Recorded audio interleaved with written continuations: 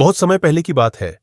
सूर्यपुर नामक राज्य में एक न्यायप्रिय और साहसी राजा वीरवर्मा राज किया करते थे। उनका महल बहुत विशाल था, लेकिन महल के सबसे गुप्त हिस्से में एक पुराना जंजीरों में बंधा लकड़ी का संदूक पड़ा था।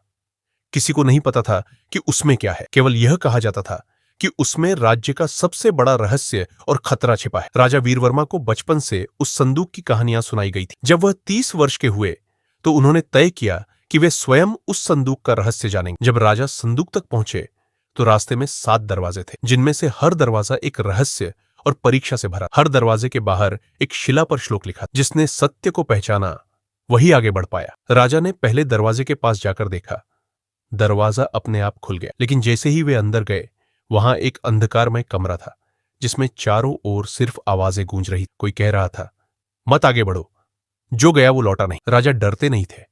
उन्होंने दिल मजबूत किया और आगे। हर दरवाजे पर उन्हें अपने धैर्य, बुद्धिमानी और साहस की परीक्षा देनी पड़ी। चौथे दरवाजे पर उन्हें एक दर्पण मिला, जिसमें उनका भविष्य दिख रहा था। उन्होंने जो देखा वह चौंकाने वाला था।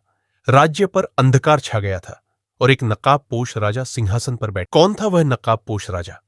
क्या वह उनका ही कोई विश्वासघाती मंत्री था या उनका भविष्य? 7वें दरवाजे के पीछे आखिरकार वह संदूक रखा, लेकिन जैसे ही उन्होंने उसे खोलना चाहा, वहां एक पुराना साधु प्रकट हुआ। साधु ने कहा, यदि इस संदूक को तो तुम्हें 3 प्रश्नों के उत्तर देने होंगे, वरना तुम्हारा अंत निश्चित। राजा ने सहमति दी। साधु ने पूछा, सच्चा राजा कौन होता है? राज्य के लिए बलिदान क्या होता है? यदि सिंहासन और सच्चाई में चुनना हो तो क्या चुनेगा? राजा ने सच्चे हृदय से उत्तर दिए। जैसे ही संदूक खुला, उसमें से एक आईना निकला, वही जो उन्होंने पहले देखा। और उस आईने में नकाबपोश राजा का चेहरा अब साफ था। वह चेहरा उनके छोटे भाई युवराज धर्मवर्मा का था, जिसे वर्षों पहले मृत मान लिया गया। अब कहानी मोड़ लेती है। क्या राजा अपने भाई से टकराएगा या दोनों मिलकर राज्य को बचाएंगे उस अंधकार से?